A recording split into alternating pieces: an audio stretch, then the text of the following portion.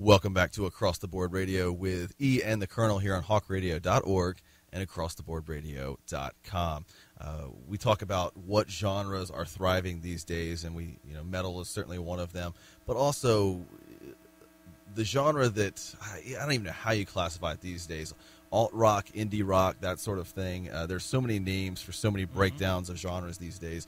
But in alt-rock and indie rock, one of the front runners, I think, has to be Shearwater. And we have Jonathan with us right now. Jonathan, welcome to the show. Howdy. Good to see you. Or hear you, rather.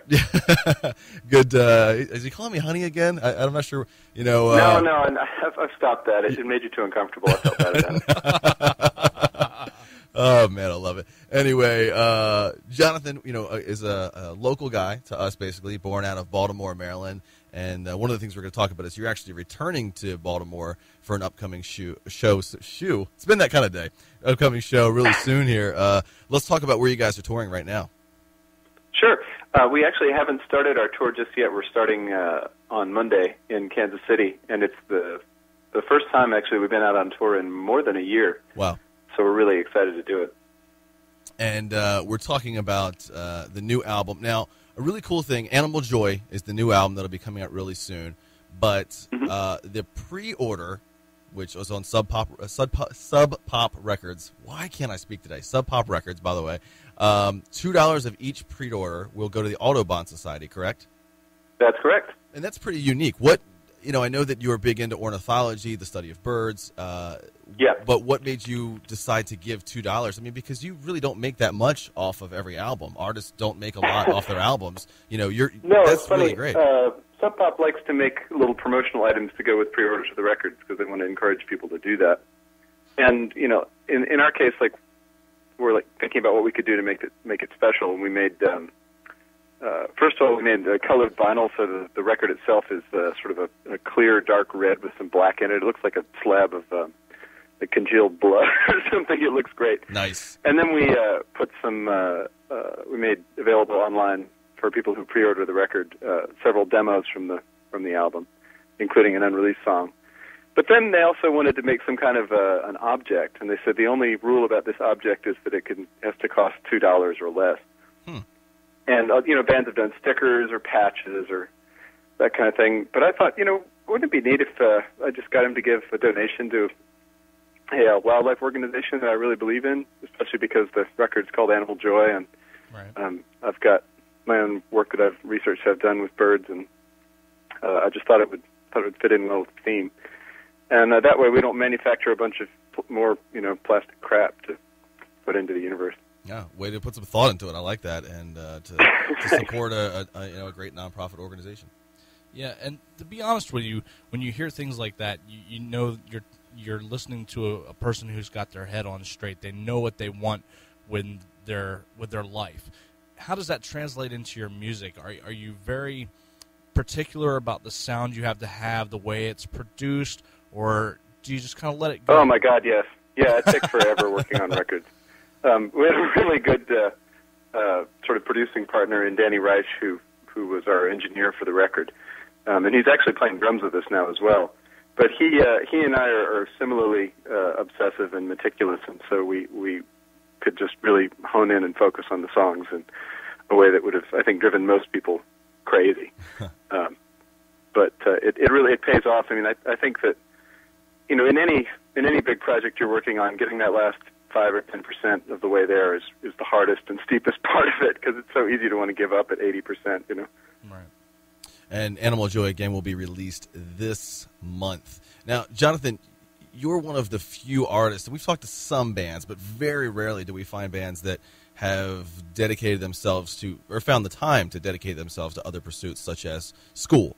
So you actually have your master's degree, which I can't imagine how you write music and have a master's degree, and in not just in something like easy, but you actually went and studied for over a year in places like the Falkland Islands, Australia, New Zealand, which, by the way, sounds like an incredibly beautiful vacation, but you were in these remote areas, Canada. What was sometimes that like? Sometimes it was incredible, and sometimes it was really difficult. Going to places that are really almost outside the human world, gives you a glimpse of what the world used to be like before people were everywhere and had transformed everything. And the sense of the dissonance between that world, because, we came from that world. Right. That's really our home. But we've now changed everything so much that it's hard to remember what it was like. And the dissonance between that world and the world that you and I live in most of the time is always an interesting subject for me in songs and in just for food for thought all the time. And you were there studying these remote communities of people. What did you find in the differences between their cultures in relation to each other and in relation to our culture? And I ask that because I have a good friend who's in the Peace Corps in Africa right now. And and she talks about how she's down outside of Dakar. So she's in Senegal. Yes, in Senegal, exactly. Yeah. So Does she of course, speak French? She does. Yeah, and now Pular, because that's the language in that area. So wow. It's interesting. Yeah, it's incredible. But it's interesting that she's from Southern California, and to hear her talk about the differences between the cultures is really fascinating, and to her sometimes frustrating. Because women aren't held in as high regard, as they are here in the United States, and things like that. Mm-hmm. And some of those things are a little bit tough for her. So, what is that like for you? What did you learn? Well, people in really remote areas have a lot in common, just because they have to deal with a lot of the same pressures of isolation, sometimes boredom. A lot of times there's alcoholism. Right. There's usually more men than women, and there's usually more old people than young people. And that creates, a certain set of tensions and problems, as well as a certain peacefulness and a sense of time that's different from the way that you operate in the urban megalopolis world. A lack of materialism, I would imagine. Kinda. It varies. I mean, I remember in a place in New Zealand called the Chatham Islands, which is way, way, way out off Christchurch, about 400 miles out. Tiny community, maybe 600 people. There was one guy who had a BMW, and there was one guy who had a red Chevy truck, which is like the height of conspicuous consumption because it ran off of gasoline. Uh-huh. And gasoline is not subsidized by the New Zealand government, and diesel fuel is. So if you're running a Chevy pickup truck off gasoline, you must have been doing pretty well in your fishing operation. Yeah. So I'm not sure about the materialism angle. On the other hand, there is a resourcefulness. In the same islands, you would see, a lot of people had old Land Rovers, and the first 3 series of Land Rovers, I think, had interchangeable parts, and were made of aluminum, so that they didn't, they wouldn't rust by the ocean, which was nice.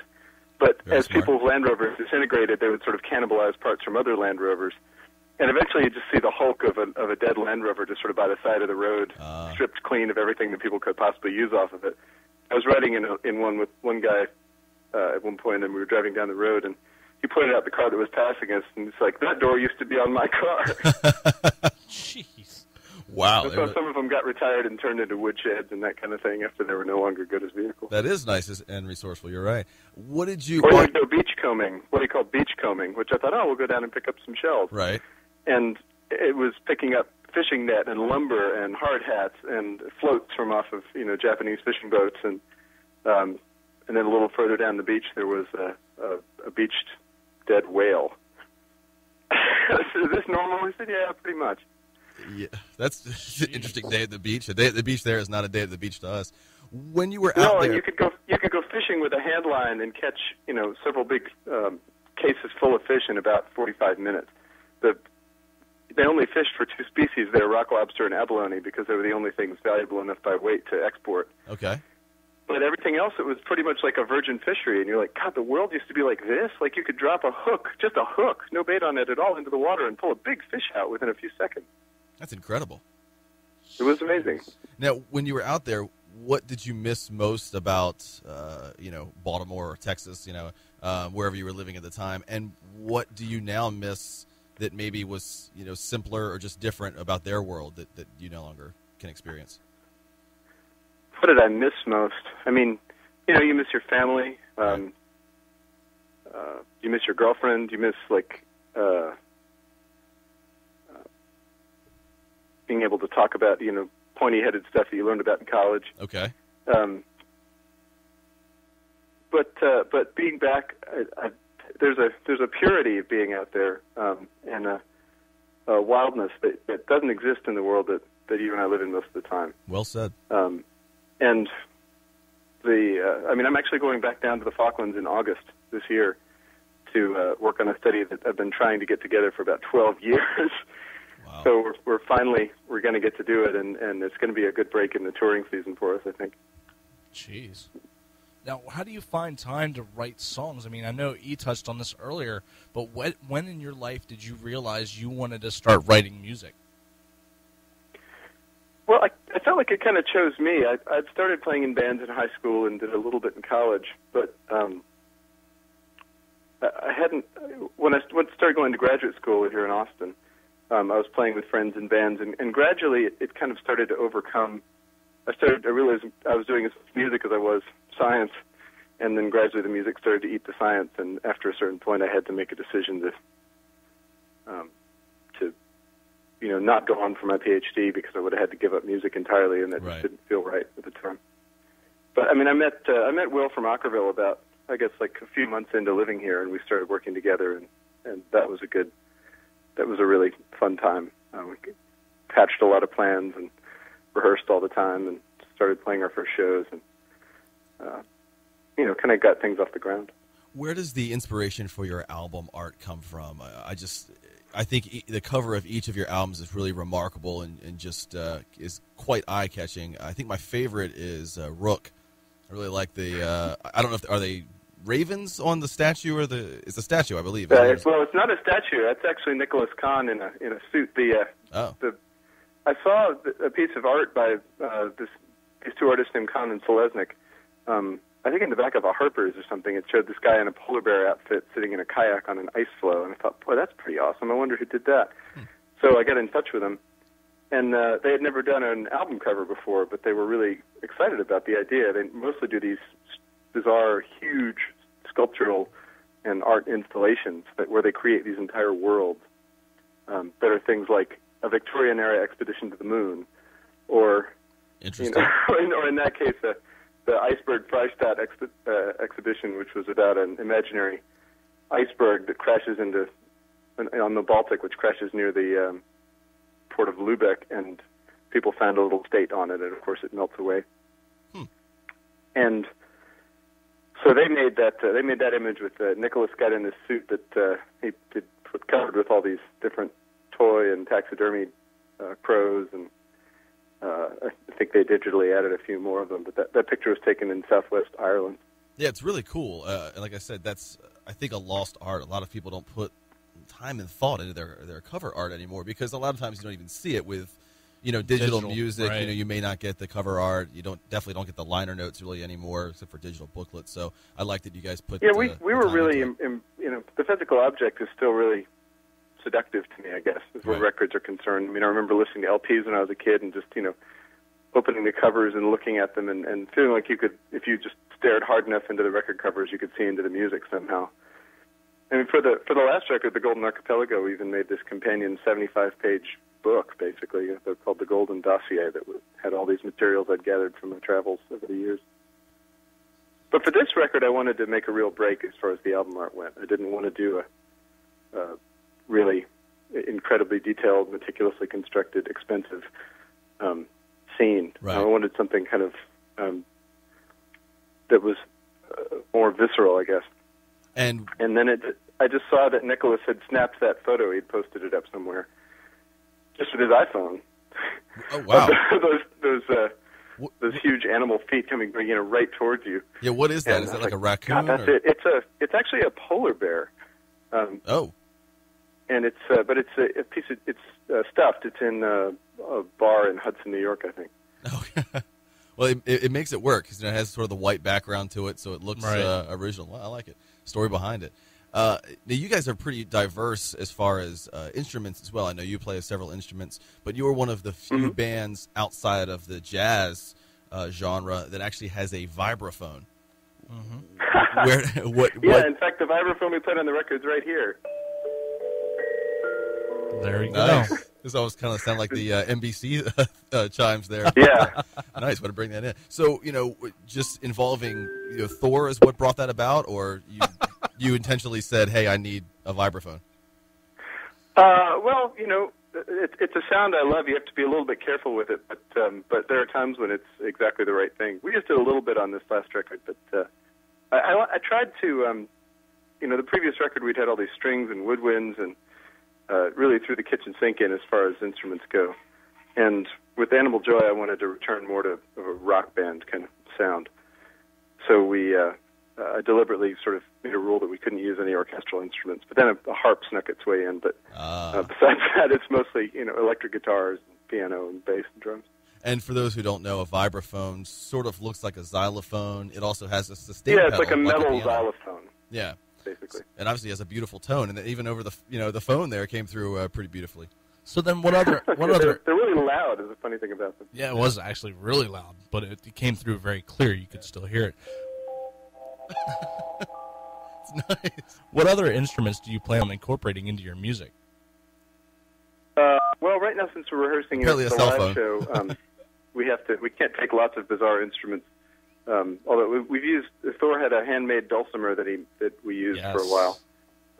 He had a full-size hammer dulcimer, but he realized he was only using 5 notes, so he built one that had those 5 notes on it. Makes it easier. And beyond that, I mean, it looks like a fairly standard, some electric guitars and some keyboards. We used the sampler a little bit for some of the strange sounds that we made on the record, and some effects. It looks pretty standard. It doesn't. You wouldn't be able to tell by looking at our setup what the band sounds like. And you are literally in band practice right now. You're sitting with the band practicing. Are you only? Well, no. I've walked in from the shed where they're practicing. If I walk back out towards it, you'll hear them playing. But are you only practicing for the tour, the live shows right now, or are you constantly writing new songs as well? I'm not writing anything new right now. After you write a record, you feel like your brain's been squeezed out like a sponge. And I feel like just like a sponge, it takes a little while to sort of regain its former shape, Right. Been there. So it's re-inflating at the moment. I have a feeling after a couple months of touring, maybe after a month of sitting down in the Falklands working on birds, I'll have some new tunes.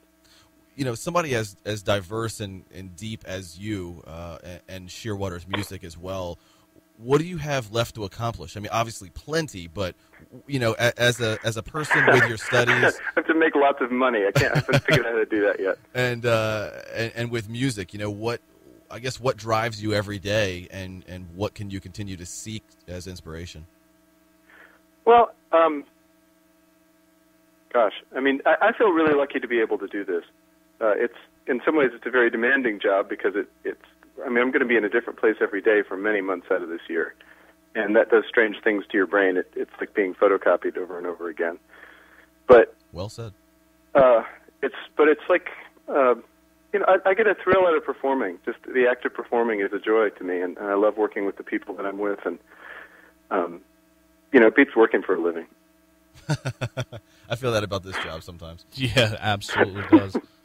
And when it's all said and done, when you know your career is complete? I mean, on both sides, musically. When do you know your career is complete? It's when you stop breathing, I think.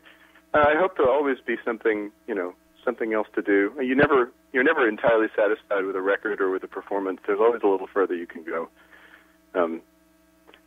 Someday, maybe I'll reach that glorious point where I think I've done everything I wanted to do, but I'm probably not there yet. When do we know when our career is complete? I don't know. Probably when we're stuck interviewing cast-offs from the first week of American Idol or something, maybe. I don't know. It's Kesha every week. I don't know. Those are some of the only people that actually sell records anymore. I don't know. You're right, but that's... Jersey Shore stars. There you go. When we have somebody from Jersey Shore on the show, our career is done. Count on that. Again, across the board with Ian the Colonel, we're talking with Jonathan from Shearwater, and again talking about Animal Joy, the new album, which will be out this month. And they are on tour right now. Talk about the tour again. You said you haven't started yet, but where can people find all of this information? Where are you on Twitter and Facebook? Well, you can.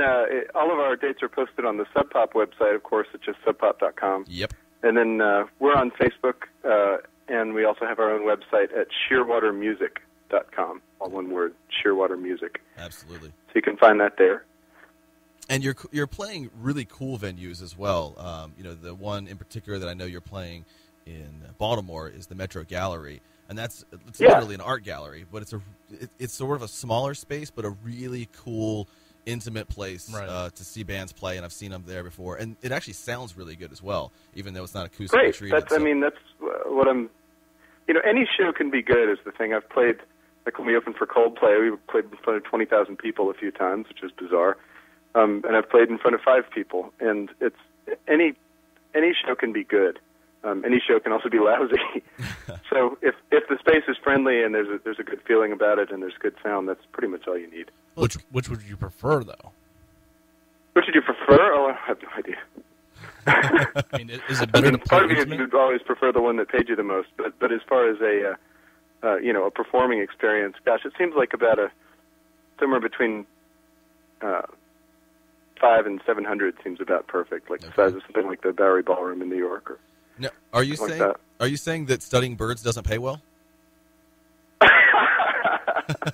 I can't imagine that there's no. That's my hobby. I'm a musician by trade, and my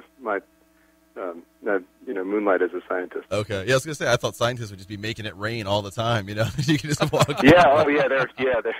No, that's only certain scientists. That's the ones that develop drugs and do molecular research and that kind of thing. That's anybody studying animal behavior. It's for the love of it. It's for love, pretty much. I mean, it's as difficult as trying to make it in music. Now, Jonathan, say the world is going to end in 10, 15 minutes, somewhere around there. What is the last song that you would want to hear or perform? Yours or anyone else's, just the last song in your head. There's a recording on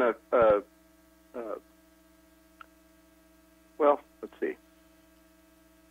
Yeah, I guess I'd pick this one. There's a series called The Secret Museum of Mankind that's put out by Yazoo Records. And it's a set of recordings recorded on the 78s from all over the world from between the 20s and the 40s. So it's like right at the beginning of the era of recorded music, sort of before it had changed the way music was played. And there's some recordings, I think, from the 1930s that were made of these kind of choral groups from Madagascar. And there's one recording on one of those volumes. I can't remember. I think it's a 6 or 7 disc set. I can't remember which one it is, but the record is called Anio no Ba Hisoko, and it's ANIO space NO space MBA space HISOKO, and it's my favorite song. It's the most beautiful piece of music I've ever heard. So I'd probably want that. I might have to look that one up. I don't know if that's going to be on Spotify, but we will look it up for sure. It might be, actually. You might be Wouldn't surprised. surprise me if it would. Yeah, because we actually we asked this question of all of our guests, and we compiled a playlist so far of some of their answers. So that would be a cool one to put on there, I'll tell you. Yeah, it's great. I haven't played it for anyone who hasn't loved it. Okay, so would you want to hear it, or would you want to play part of that song? Oh, I'd want to hear it. I mean, those voices are from a world that's already gone. It's a little hand reaching across the universe, across time, the way that recorded music sometimes can. See, that's why your lyrics are so good. Yeah, right? Just talking to you, I mean, it is a deep intellectual joy. So but I'm serious. I know that it sounds goofy, but it truly is. So that's what makes bands like yours different, too. I mean, I think that you put thoughts, intellect, experience, just inspiration into everything that you do, whether it's the vocals, whether it's the recording, the different instruments, the restrictions you put on yourself, anything, and it really comes through on your music. Big fans. Thank you. I mean, this is my life. I'm serious about this. I'm not kidding. Right. This isn't a joke or a lark. I mean, which isn't to say it's not fun, but I want to do it as well as I could possibly do anything. So it reflects. It does. It does. Yeah, that's the thing. It's worth putting the time in. There are plenty of musicians who do this seriously as well, and they're terrible at it. This is my point. So you stick with it. But again, go to shearwatermusic.com, go to Sub Pop, and see where these guys. First buy the album, buy the entire album, get the album art, and go to the back catalog. I mean, I own a lot of Shearwater music, and just incredible, everything from start to finish. Love the quality that you guys put out, and that you put it out over time. It's not just one good album or one good song, but you continue putting out great work, and we truly appreciate that. Thank you. We're going to keep it up as long as we can. Do that for sure, and we will hopefully see you guys when you come through our area in Baltimore. But again, we have fans listening all over the world right now, so I'm sure some even in New Zealand, probably not out in some of those remote areas, but You know, we have a lot of fans in Australia and everything, so they're hearing you as well. But wherever you are in the world or in the country, look and see where you can find these guys playing, and definitely support their music. So absolutely, we appreciate it, and we'll be back here in a few minutes. I'm E. He's the Colonel. We're on Across the Board here on hawkradio.org and acrosstheboardradio.com.